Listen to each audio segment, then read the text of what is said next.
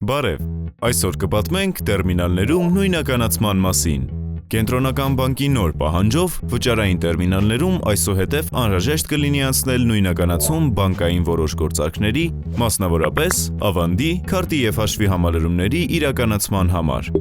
Այլ գործարքներ, այդ թվում վարկերի մարումներ կատարելու համար նույնականացում անհրաժեշտ չէ։ Ինչպես նույնականանալ։ Նշված գործարքները կատարելուց առաջ տերմինալի էկրանին կբացվի պատուհան, որտեղ կառաջարկվի անցնել նույնականացում EasyWallet հավելվածով կամ EMID-ով։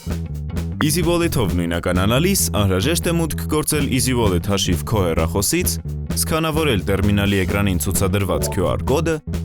և հաստատել հավելվածում բացված պատուհանը։ Իսկ EMID-ով նույնականանալիս անհրաժեշտ է տերմինալում մուտքագրել քո հեռախոսահամարը, որով նախապես բջջային օպերատորի հետ ակտիվացվել է EMID-ն, ինչից հետո հեռախոսիդ բացված պատուհանում մուտքագրել քո EMID PIN կոդը։ Ահա և վերջ։ EasyPay, վճարիր պարզ։